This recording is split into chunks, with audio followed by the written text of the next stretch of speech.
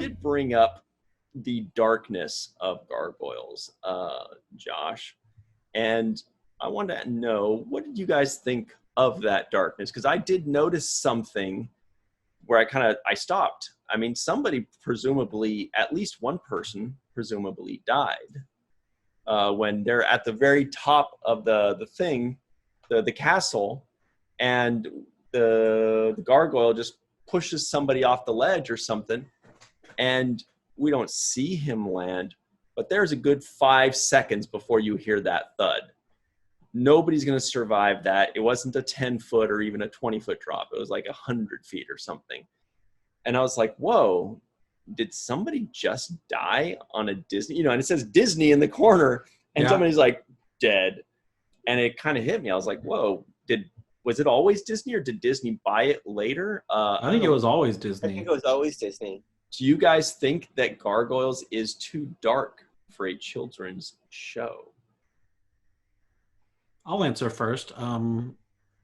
So I don't think so. I mean, once again, I was like a stoner teenager when this came out, and when I was watching it before, and I enjoyed it. I mean, so one thing I did notice is, they're in a battle.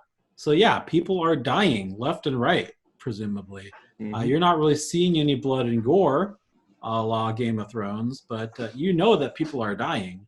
But they're not really showing it. But so I guess the fact that they're not showing it makes it okay for Disney. I mean, Gummy Bears was a Disney show, and presumably people were dying in there too, because there were some battles going on. But really, I don't remember people. I barely. No, there were battles, I think, in Gummy Bears. We'll have to review it. Somebody, WTF Gummy Bears. I know Ryan would want to watch that one. I would. Michael and I used to cover that Gummy Bears song in our band. Gummy Bears. That's the one. Yes. I love that theme song. I love Gummy Bears. Oh, it's fantastic. It's a fantastic theme song. I think that the darkness was appropriate for a children's TV show, and I think that it was great. I liked it. Yeah, they could get away with so much stuff when they don't show stuff. There's so many things in Disney movies that are implied that you don't see, that happen off camera, that will go over the heads of young children who would be traumatized by seeing a 100-foot fall. Wow, your cup just appeared. That was so cool. It did. I wonder if that works with my green key lime guy. Oh, yeah, see?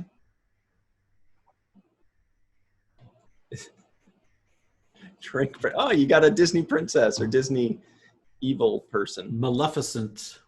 Oh, no, that's the evil queen from Snow White, right? She is. She sure is evil. And her death is kind of off camera. She kind of falls off a mountain. Snow White, spoiler alerts. It's 1937, forgive me. Yeah, it was like the very first Disney movie ever. So if you haven't seen it by now. Mm-hmm. So, Josh, you don't think it's too dark? You thought it was okay? I do. I mean, I don't know. I am curious, even though I really did not have a fun time with it. I am curious going ahead, because just having read the synopsis that it will be in modern-day New York, and I just feel like 1,000 years ago, things probably were more violent. And sure, in New York, there's crime and stuff, but I do wonder, I feel like can't be as violent in the modern day. Can't it, though? It could, yeah. I have no idea. If you remember, after all the stoning you did, I don't know the terminology. The stoning. Yeah. You're always stoning, Mike. Oh, my God. You watch this as a stoner. Gargoyles are made of stone. Stone. Wow. Is that intentional? Blow my mind, man. Whoa. Yeah, I didn't even think of that.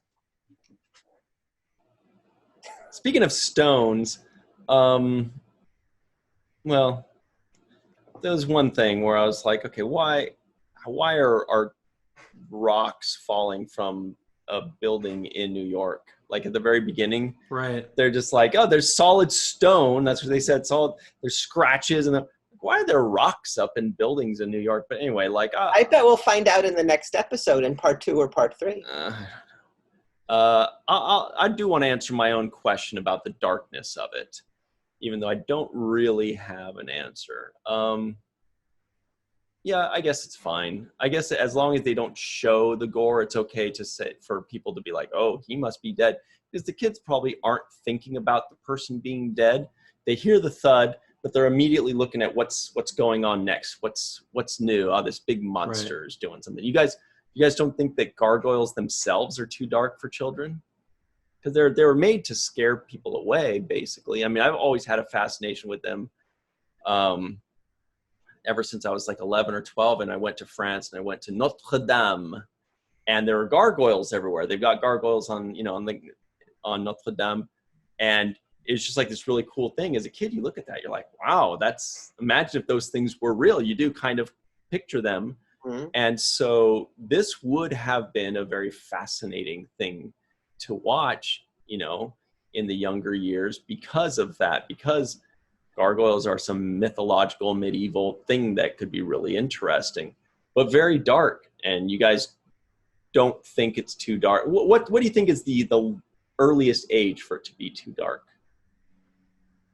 Well, I think it also, without answering the question, I think when there's comedy, which I didn't find there to be, it balances out darkness, and you could get away with more darkness in these shows if it's funny. And the show wasn't funny. No.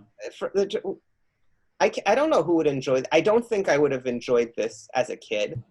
It might be like a TV-13, PG-13 type of thing, where like a young teenager could enjoy it, but maybe earlier than that might be too young.